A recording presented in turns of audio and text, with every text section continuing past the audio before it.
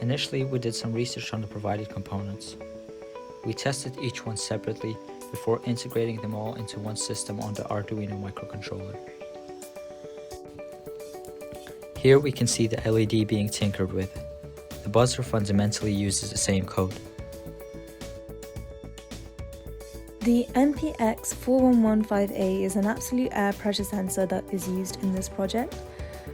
The air pressure provides a high-level analog output signal to the Arduino board, which is then converted into a voltage signal. Using a transfer function which is described in the manual, the voltage signal is converted into a value of pressure in pascals, which is then output and written onto the SD card for further data analysis. The ADXL335 is a 3-axis accelerometer, which are all perpendicular to each other and can therefore measure acceleration along 3 separate axes. The accelerometer should be placed so that one of its axes aligns vertically with the rocket, which will allow for the initial acceleration to be easily calculated.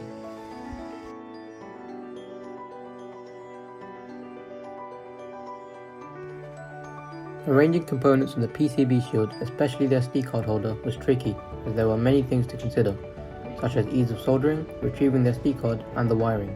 The team drew up different variations to find a balance between these factors before we began soldering. We planned ahead and chose the most efficient design, making it easier to solder, and we positioned components closest to where they connect on the PCB. The SD card holder was connected to 4 data pins and the 5-volt rail, so the pins on the SD card holder were positioned closest to them, with the micro SD card facing outwards for easy access.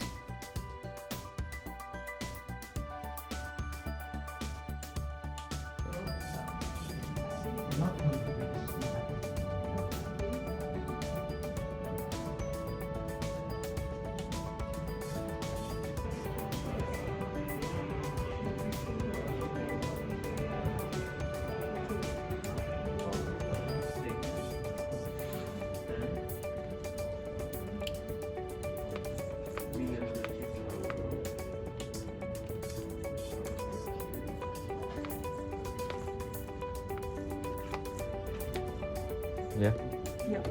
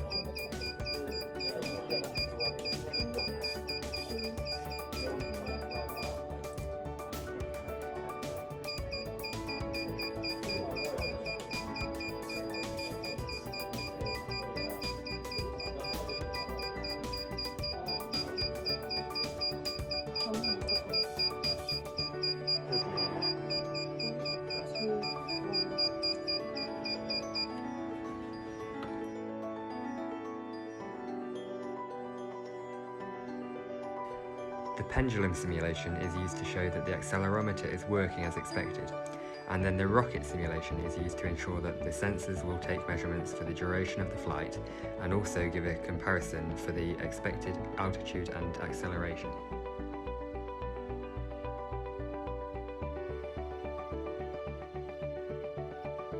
A PCB design can be used to upgrade the current board with newer and better components, as well as change the shape and size of the board.